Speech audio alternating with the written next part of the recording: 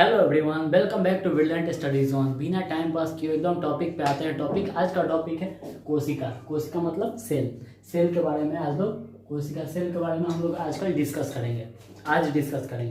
तो सेल क्या होता है? सेल हमारे शरीर की सबसे छोटी इकाई होती है। पहले सेल के हिस्ट्री के बारे में जान लेते हैं, उसके बाद सेल में जितना भी टॉपिक दिया उसका टॉपिक बाई टॉपिक एक एक टॉपिक को अच्छे से डिस्कस करेंगे और थ्री डी में भी समझेंगे, इमेज में भी समझेंगे और 3D के माध्यम से वीडियो से भी समझेंगे। ठीक,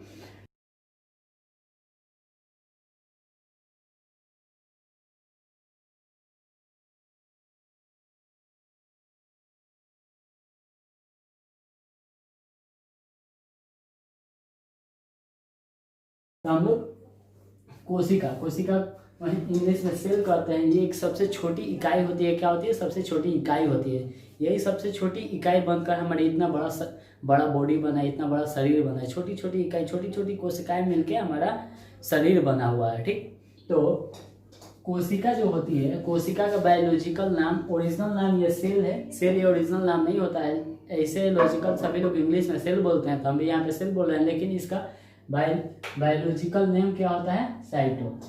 बायोलॉजिकल नेम क्या होता है? साइटो। कोशिका का बायोलॉजिकल नेम होता है साइटो। इसको पढ़ने के लिए साइटोलॉजी में इसका सेल का मतलब साइटो का अध्ययन करते हैं। साइटोलॉजी में साइटो का अध्ययन किया जाता है। इसको आप टॉपिक बना के लिख सकते हैं।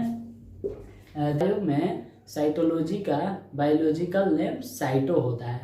सेल का बायोलॉजिकल नेम साइटो होता है और साइटोलॉजी का अध्ययन साइटोलॉजी में किया जाता है। मतलब सेल का अध्ययन साइटोलॉजी में किया जाता है। उसके बाद आता है सेल सबसे पहले किसने डिस्कवर किया था? मतलब किसने पहचान किया था कि सेल ये है? तो सबसे पहले रॉबर्ट हुक ने सेल का खोज किया था। किसने किया था? रॉबर्ट हुक ने सबसे पहले सेल का खोज किया था। जो ये मृत कोशिकाओं का खोज किया था, मृत सेल का खोज किया था। ये कब किया था? 1665 ईस्वी में। आप इसको लिख सकते हैं, सेल का सबसे पहले खोज, मृत कोशिकाओं का खोज 1600। ये किसने किया था? तो रॉबर्ट हुक ने मृत कोशिकाओं का खोज किया था। तो ये 16 में हुआ था। ये तो मृत कोशिकाओं का खोज हो गया, तब जीवित कोशिकाओं का भी तो खोज होना चाहिए। तो जीवित कोशिकाओं का खोज एंटोनी वान लुवेन्स ने किया, लुवेनहॉक ने किया था। एंटोनी वान लुवेनहॉक ने किया था। एंटोनी वान लुवेनहॉक ने किया था जीवित कोशिकाओं का खोज। ये कब किया था? यहाँ पे लिखना हम भूल गए हैं। ये 1674 ईस्वी में। ये एंटोनी वान लुवेनहॉक 1674 ईस्वी में जीवित कोशिकाओं का खोज किया गया था। मृत कोशिकाओं का खोज रॉबर्ट हुक ने किया था। यह मृत कोशिकाओं का खोज 1665 ईस्वी में किया गया था और जीवित कोशिकाओं का खोज एंटोनी वान लुवेनहॉक ने 1674 ईस्वी में किया गया था। अब यहाँ पे केंद्र का खोज किसने किया था? पहले हम लोग यहाँ पे हिस्ट्री जान लेते हैं, उसके बाद कोशिकाओं के हर एक टॉपिक को समझेंगे 3D के माध्यम से। पहले तो हम समझा देंगे, उसके बाद 3D के माध्यम से समझेंगे। ठीक, तो यहाँ पे केंद्र न्यूक्लियस का खोज रॉबर्ट बाउन ने किया था। यह कब हुआ था? 1881 ईस्वी में रॉबर्ट बाउन ने न्यूक्लियस का खोज किया था। मतलब केंद्र का खोज किया था। जो सेल होता है ना, सेल का केंद्र का खोज, मतलब इतना बड़ा सेल है, इतना बड़ा सेल के बीच में केंद्रक एक होता है जिसको एन से डिनोट करते हैं, न्यूक्लियस इंग्लिश में बोलते हैं। इसका खोज रॉबर्ट बाउन ने किया था। ये 1881 ईस्वी में किया था। उसके बाद आ जाते हैं बॉडी सेल। हमारा अभी शुरू में हम बताए थे, हमारा जो बॉडी है ये एक छोटी छोटी सेल से बना हुआ है। छोटी छोटी सेल मतलब एक यूनिट है। सेल एक छोटी इकाई होती है। एक छोटी छोटी इकाइयों से हमारा बॉडी का सेल से मिलकर इतना बड़ा बॉडी बना है। छोटी छोटी सेल मिलकर इतना बड़ा बॉडी बना है। इसका श्रेय किस पे जाता है? तो इसका सिद्धांत मतलब इसका श्रेय सिद्धांत स्लाइडेन एवं स्वान को जाता है। स्लाइडेन एवं स्वान ने सबसे पहले बताया था, इसने बताया था कि हमारे छोटी छोटी सेल होती हैं, उससे मिलकर हमारे इतना बड़ा बॉडी बना है। तो इसका सिद्धांत किसके दिया जाएगा? स्लाइडेन एवं स्वान को दिया जाएगा। उसके बाद हम आते हैं कौन से छोटी कोशिकाएं होती है, कौन से बड़ी कोशिकाएं होती है। तब वर्ल्ड में, पूरी दुनिया में सबसे बड़ी कोशिकाएं, तब वर्ल्ड में सबसे छोटी कोशिकाएं माइक्रोप्लाज्मा होती है। वर्ल्ड में सबसे छोटी कोशिकाएं कौन सी होती है? तो माइक्रोप्लाज्मा होती है। और वर्ल्ड में सबसे बड़ी कोशिकाएं कौन होती है? तो शुतुरमुर्ग के अंडे होते हैं, शुतुरमुर्ग के अंडे। तो पूरे दुनिया में सबसे छोटी कोशिकाएं माइक्रोप्लाज्मा, अब पूरी दुनिया में सबसे बड़ी कोशिकाएं शुतुरमुर्ग के अंडे। अब आ जाते हैं, ये तो वर्ल्ड का बात हो गया। अब तो मैन ह्यूमन के बारे में बात करते हैं, मनुष्य के बारे में बात करते हैं। ठीक, तो यहाँ पे देखते हैं मनुष्य में सबसे छोटी कोशिकाएं कौन सी होती है, कहाँ होती है? स्पर्म में होती है। मनुष्य के सबसे छोटी कोशिकाएं होती है कौन? स्पर्म होती है। और मनुष्य में ही सबसे बड़ी कोशिकाएं कहाँ होती है? अंडाणु में होती है, मतलब अंडाणु में होती है, ओवम में होती है। हिंदी में अंडाणु, इसका इंग्लिश ओवम होता है। तो सबसे छोटी कोशिकाएं कौन हो गया? स्पर्म हो गया। और सबसे बड़ी कोशिकाएं कौन सा हो गया? अंडाणु, ओवम हो गया। ये होता है सबसे बड़ी कोशिकाएं अंडाणु, ये फीमेल में होता है, एफ यहाँ पे डिनोट कर दिए हैं। और ये सबसे छोटी कोशिकाएं मेल में होती है, यहाँ पे एम डिनोट कर दिए हैं। ये तो मनुष्य में होता है। तो ये तो मानव का बात हो गया, सबसे छोटी सबसे बड़ी। और वर्ल्ड में भी बता दिया सबसे बड़ी और सबसे छोटी कोशिकाएं। उसके बाद हम तो बताते हैं सबसे बड़ी सबसे छोटी कोशिकाएं क्या होती है। सबसे लंबी कोशिकाएं कौन सी होती है? तब मनुष्य में सबसे लंबी कोशिकाएं न्यूरॉन होती है, जो कि ब्रेन में होती है। मनुष्य में सबसे लंबी कोशिकाएं कौन सी होती है? न्यूरॉन होती है। ये ब्रेन की कोशिकाएं होती है, ब्रेन में कोशिकाएं होती है, कौन सी? न्यूरॉन कोशिकाएं। इसमें सेल डिवीजन नहीं होती है, मतलब न्यूरॉन कोशिकाएं ब्रेन में सेल डिवीजन नहीं होती है। किसमें नहीं होती है सेल डिवीजन? तो न्यूरॉन में सेल डिवीजन नहीं होता है। और सेल डिवीजन सबसे ज़्यादा कहाँ होता है? तो सबसे ज़्यादा लीवर में होती है, यकृत में होती है। लीवर में सबसे तेजी से सेल डिवीजन होता है, मतलब वहाँ पे लीवर में छोटा सा भी कट जाएगा तो इतना तेजी से सेल डिवीजन होगा कि वो जहाँ कटा रहेगा वो जल्दी से भर जाएगा, मतलब जो भी घाव होगा अच्छे से ठीक हो जाएगा। लीवर का बात कर रहे हैं। यही होगा न्यूरॉन यानी ब्रेन में हल्का सा भी अंदर से चोट लग जाए तो आदमी मर सकता है, मतलब वहाँ पे कोशिका विभाजन नहीं होती है। जहाँ दाग हो गया वो दाग हमेशा के लिए रह जाती है। इसीलिए ब्रेन कोशिकाएं नहीं होती हैं वहाँ पे। कौन सी? ब्रेन कोशिकाएं, कोशिका डिवीजन नहीं होती है, वहाँ पे न्यूरॉन कोशिकाएं होती है। सबसे लंबी कोशिकाएं कौन सी है? मनुष्य में सबसे लंबी कोशिकाएं न्यूरॉन कोशिका। मनुष्य में सबसे छोटी कोशिकाएं स्पर्म। मनुष्य में सबसे बड़ी कोशिकाएं ओवम, ये फीमेल में होती है, स्पर्म मेल में होती है। दुनिया का सबसे बड़ा कोशिकाएं कौन सी है? तो दुनिया का सबसे बड़ी कोशिका शुतुरमुर्ग के अंडे हो गया। दुनिया का सबसे छोटी कोशिकाएं कौन है? माइक्रोप्लाज्मा हो गया। यहाँ पे दिए हुआ है माइक्रोप्लाज्मा। अब यहाँ पे बता देते हैं केंद्रक का खोज रॉबर्ट बाउन ने किया था 1881 में। सेल का खोज सबसे पहले मृत कोशिकाओं का खोज रॉबर्ट हुक ने किया था। और जीवित कोशिकाओं का खोज एंटोनो लुबेन हक ने 1674 ईस्वी में किया था। और यहाँ इसको सेल को पढ़ने के लिए साइटोलॉजी में सेल का अध्ययन किया जाता है। सेल का ओरिजिनल नाम साइटो होता है, मतलब बायोलॉजिकल नाम साइटो होता है। सेल जो होता है एक सबसे छोटी इकाई होती है, ये सब हम बता दिए। या सबसे तेज डिवीजन मतलब सेल विभाजन सबसे तेज लीवर में होता है। ये सब चीज़ को एक बार रिकवर कर दिए। अभी सब चीज़ को स्क्रीनशॉट कर सकते हैं। अभी हम लोग कोशिकाएं के हिस्ट्री के बारे में जान लिए। कोशिकाओं को क्या कहते हैं, सेल को क्या बोलते हैं, साइटो बोलते हैं, मतलब बायोलॉजिकल नाम साइटो होता है। और सब सारा कब कोशिकाओं का खोज किया था, मतलब हिस्ट्री जान लिए। अब यहाँ पे आते हैं कोशिकाएं का पार्ट एक है कोशिका झिल्ली। सबसे पहले कोशिका झिल्ली ही है।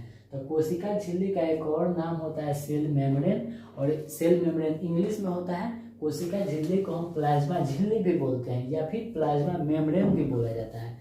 प्लाज्मा मेम्ब्रेन या कोशिका झिल्ली, ये सब इसका नाम हो गया। ये कोशिका झिल्ली प्लांट्स में भी होता है और पौधों में भी होता है। क्या होता है?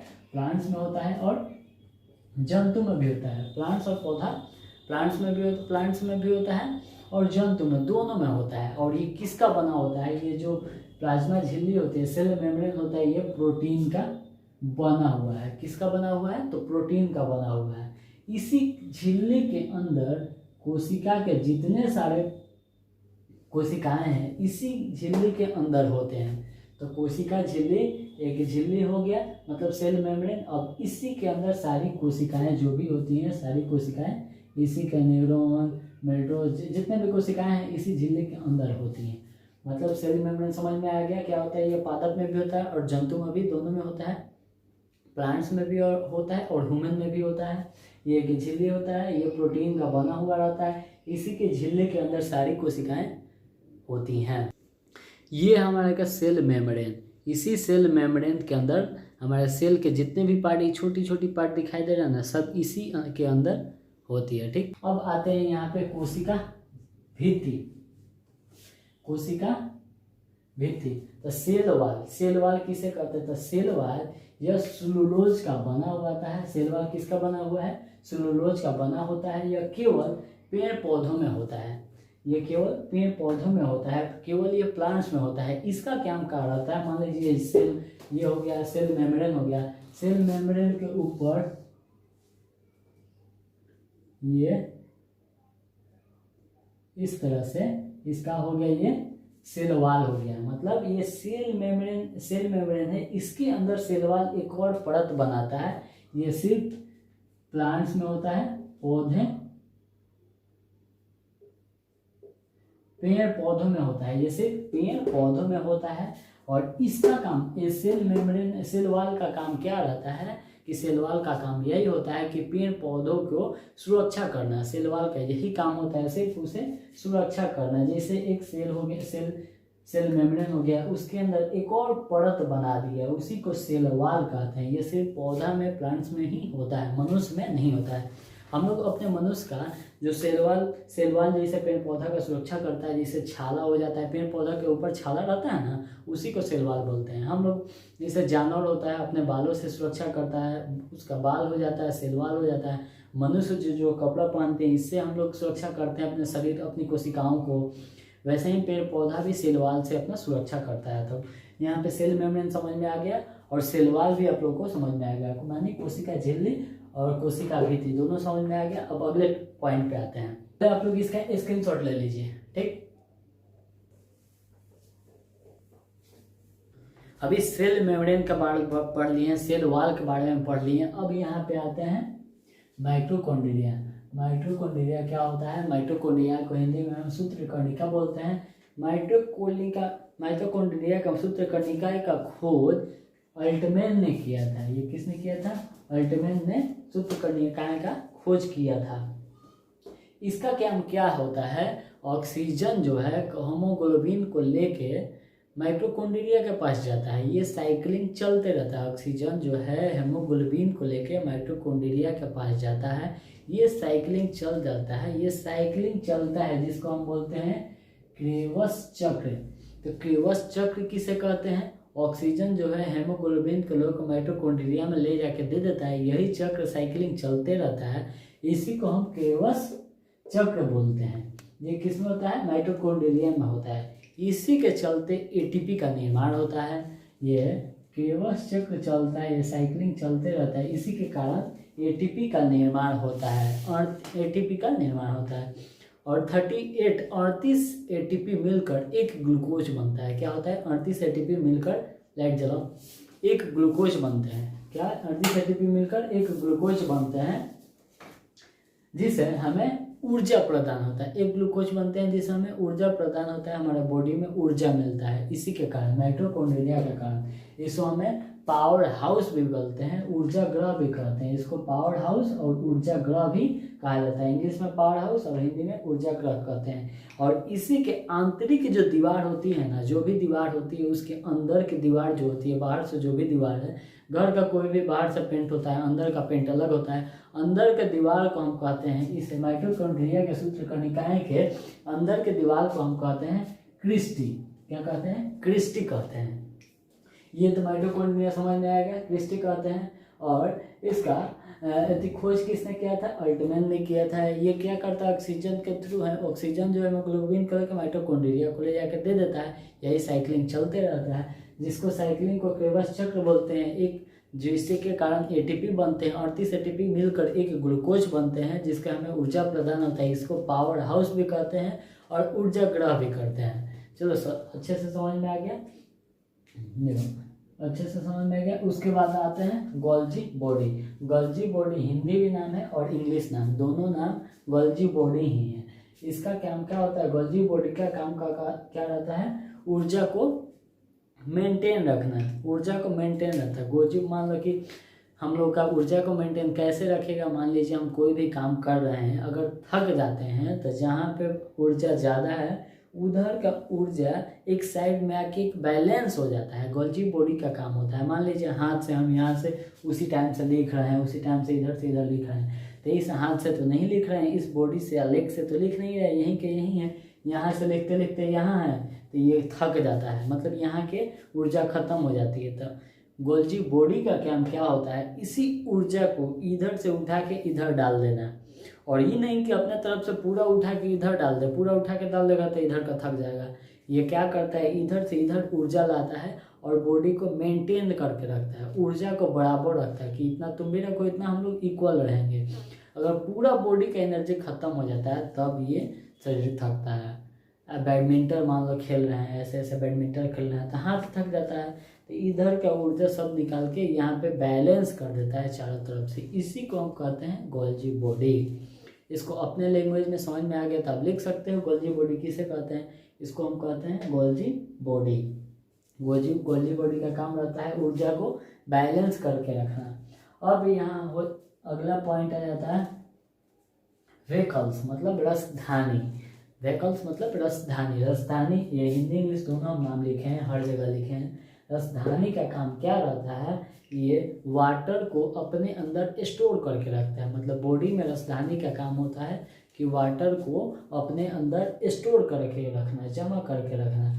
हमारे आप लोगों को पता होगा हमारे बॉडी में 65% वाटर होता है। कितना होता है बॉडी में हमारे 65% वाटर होता है। हमारे बॉडी में 1% वाटर की कमी के कारण हम लोगों को प्यास लग जाता है, और 10% की वाटर की कमी हो जाएगा हमारे बॉडी में तो मनुष्य की मृत्यु हो जाती है। हमारे बॉडी में 65% वाटर होते हैं, जो भी अवशेष बचते हैं 65% के अलावा 35% इसी में अन्य सब अवशेष अन्य चीज़ रहते हैं, लेकिन बॉडी में हमारे 65% क्या होते हैं, वाटर होते हैं। इससे किसको स्टोर कर, व्हीकल्स जो है रसधानी है वाटर को स्टोर करके रखता है, स्टोर करके रखता है। जंतुओं में ये छोटी होती है और प्लांट्स पौधों में बहुत बड़ी होती हैं। जंतुओं में छोटी है, प्लांट्स पौधों में बहुत बड़ी होती है। ये अब ये व्हीकल्स से समझ में आ गया, माइटोकॉन्ड्रिया समझ में आ गया, गोल्जी बॉडी समझ में आ गया, व्हीकल्स से समझ में आ गया। यहाँ पर एक हम छोटा सा एक इमेज बना लेते हैं, सेल मेम्ब्रेन। हम लोग देखे थे सबसे पहले सेल मेम्ब्रेन। सेल मेम्ब्रेन ये होता है एक झिल्ली के अंदर सारी कोशिकाएं होती है, कोशिकाएं के पार्ट होती हैं, और इसके ऊपरी पार्ट को हम बोलते हैं सेल वॉल। इसको ऊपरी पार्ट को हम बोलते हैं सेल वॉल। और इसके अंदर ये दोनों हो गया। अगला पॉइंट था माइटोकॉन्ड्रिया। माइटोकॉन्ड्रिया का काम क्या होता है, यही सेल वॉल के अंदर रहता है माइटोकॉन्ड्रिया, जिसको हम एम से डिनोट करते हैं, जिसको हम एम से डिनोट करते हैं। इसका काम क्या कर रहता है, ऊर्जा को बनाना, ऊर्जा मतलब ग्लूकोज को बनाना और ऊर्जा को स्टॉक करना, ठीक। और ये गोल्जी बॉडी को हम यहाँ पे जी से डिनोट करते हैं, ठीक। गोल्जी बॉडी का काम क्या होता है, गोल्जी बॉडी का काम हमारे ऊर्जा को बैलेंस करके रखता है। ये कहता है कि तुम ऊर्जा बनाओ, ये कहता है कि ऊर्जा को तुम मेंटेन रख दो। उसके बाद होता है व्हीकल्स मतलब रसधानी। रसधानी का काम करता है कि वाटर को स्टोर करके रखो। ये तीनों पॉइंट हम लोग देख लिए, और यहाँ भी ये 2 पॉइंट है, 5 पॉइंट हम लोग देखें। अब अगला पॉइंट हम लिखते हैं। इसके पहले जो भी देखे अब यहाँ से हम लोग स्टार्ट करते हैं सेंट्रोसोम। सेंट्रोसोम को हिंदी में कहते हैं तलकाय। सेंट्रोसोम को क्या कहते हैं हिंदी में, तलकाय कहते हैं। इसका काम क्या रहता है, कोशिका का विभाजन करके नए कोशिकाओं को बनाना। सेंट्रोसोम का क्या काम रहता है, कोशिका का विभाजन करके नए कोशिकाओं को बनाना। कोशिका विभाजन करने को ही हम कैंसर भी कहते हैं, याद रखिए, कोशिका विभाजन करने को ही कैंसर कहते हैं। और ये कोशिका विभाजन जितना तेजी से होता है, जितना ज़्यादा, अभी लोग हम लोग के हाथ में जो भी कोशिका विभाजन होता है, कोशिका विभाजन होकर नई कोशिका का निर्माण होता है, उसके बाद सब चीज़ सही हो जाता है। लेकिन कोशिका का विभाजन का एक लिमिट भी होता है। इसको इसी लिमिट जो नहीं होता है, uncontrollable cell division is any part of body is called cancer. ये सेल डिवीजन इतना ज़्यादा हो जाता है, अनकंट्रोलेबल होता है, तो इसी को भी हम कैंसर भी कहते हैं। किसे कहते हैं, सेंट्रोसोम में भी जो सेल डिवीजन बहुत तेज़ी से होता है उसी को हम कैंसर भी कहते हैं। इसका खोज सबसे पहले किसने खोज किया था, बेबोडी नाम के थे, उसी ने इसका खोज किए थे। इसको हम लोग कहते हैं कि ब्रेन में सेल डिवीज़न नहीं होता है। सही बात है, ब्रेन में सेल डिवीज़न नहीं होता है, सभी लोग जानते हैं, लेकिन सेल डिवीज़न को ही हम लोग कैंसर बोलते हैं। लेकिन हम लोग ये सुने हैं कि ब्रेन में भी सेल डिवीज़न नहीं होता है, ठीक है, लेकिन ब्रेन में भी कैंसर होता है। ब्रेन कैंसर भी तो सुने हैं, सब कोई जानते हैं ब्रेन कैंसर भी होता है। तब ब्रेन में भी सेल डिवीज़न होता होगा तब ना कैंसर होता है। ब्रेन में 10% सेल डिवीज़न होता है, 90% सेल डिवीज़न नहीं होता है, 10% सेल डिवीज़न होता है। उसी सेल डिवीज़न के कारण ब्रेन में भी ब्रेन कैंसर होता है। तो हम लोग को अच्छे से समझ में आ गया साइटोसोम क्या होता है। उसके बाद हम लोग आते हैं अंतःप्राज्वित जालिका, मतलब इंडोप्लाज्मिक रेटिकुलम। इसको ईयर से डिनोट करते हैं, इंडोप्लाज्मिक रेटिकुलम, जिसे हम ईयर से डिनोट करते हैं। इंडोप्लाज्मिक रेटिकुलम का क्या काम रहता है? ये इंडोप्लाज्मिक रेटिकुलम जो है ये कोशिकाओं को कंकाल कहते हैं, मतलब कोशिकाओं को अपने पे खड़ा करके रखता है। मान लो कि एक बड़ा सा बिल्डिंग है, बिल्डिंग को पिलर पे खड़ा करके रखते हैं। ये मेरा जो कैमरा आगे दिखाई दे रहा है, कैमरा को ये स्टैंड पे हम खड़ा किए हैं, स्टैंड पे खड़ा किए हैं, तो ये स्टैंड जो है इंडोप्लाज्मिक रेटिकुलम बन जाता है, ठीक। तो इंडोप्लाज्मिक रेटिकुलम समझ में आ गया, जिससे हम कोशिकाओं को सहायता करने में, मतलब खड़ा रखने में सहायता करता है। इसका इंडोप्लाज्मिक रेटिकुलम का काम करता है। ये 2 प्रकार के होते हैं। ये कितने प्रकार? इंडोप्लाज्मिक रेटिकुलम 2 प्रकार के होते हैं। ये होते हैं स्मूथ ईयर और रफ ईयर। स्मूथ ईयर का क्या काम रहता है? कार्बोहाइड्रेट को वसा में परिवर्तन कर देना, बदल देता है। इसका काम करता है। Rough year smooth endoplasmic reticulum, year को हम शॉर्टकट में स्मूथ रफ इंडोप्लाज्मिक रेटिकुलम को ईयर बोलते हैं। यहाँ पे स्मूथ ईयर हो गया जो कार्बोहाइड्रेट को वसा में परिवर्तन कर देता है। यहाँ पे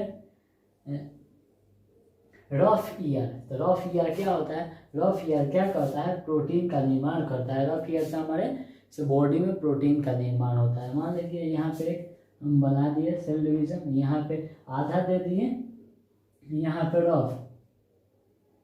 रफ ईयर, और आधा को दे दिए स्मूथ ईयर। रफ ईयर इधर हो गया, स्मूथ ईयर इधर हो गया। तो ये यहाँ पे हम फिगर ऐसे ही बना दिए। यहाँ पे जो डॉट डॉट दिखाई दे रहा है, इस डॉट डॉट को हम बोलते हैं राइबोसोम। इसको हम क्या बोलते हैं? राइबोसोम। इसको हम बोलते हैं राइबोसोम। स्क्रीनशॉट करिए जो भी दिखाई दे रहा है। इसके बाद अब इसी नोट्स को आप लोगों को अगर चाहिए, अगर नोट्स आप लोगों को अच्छा लगे, यहाँ पे शॉर्टकट में लिखें, और जो हम लोग बोले हैं उसको आप अच्छे से लिख सकते हैं। यहाँ पे शॉर्ट में जो भी लिखा गया, लेकिन जो समझाए हैं आप लोग को समझ में आ गया होगा, उसको अपने लैंग्वेज में लिख लीजिए। अगर वो भी दिक्कत है तो मेरे व्हाट्सअप पे मैसेज कर सकते हैं, हमको मैसेज करिए कि हमको इसका नोट्स चाहिए, आप लोग को PDF हम लोग व्हाट्सअप कर देंगे, ठीक। अब मिलते हैं। अभी ये पहला पार्ट हुआ कोशिकाओं का, इसका सेकेंड पार्ट आएगा कोशिकाओं के, इसके आगे वाला पार्ट उसमें बताएंगे। और ये वाला देख लेते हैं, ये खत्म हो गया, ये पार्ट 1 हो गया। पार्ट 2 कोशिकाओं का आने वाला है। पार्ट 3 जाए आएगा, उसको कोशिका में नहीं लेंगे, एक अलग से चैप्टर देंगे जिसका नाम होगा क्रोमोसोम, ठीक। अब मिलते हैं नेक्स्ट वीडियो में। Bye bye.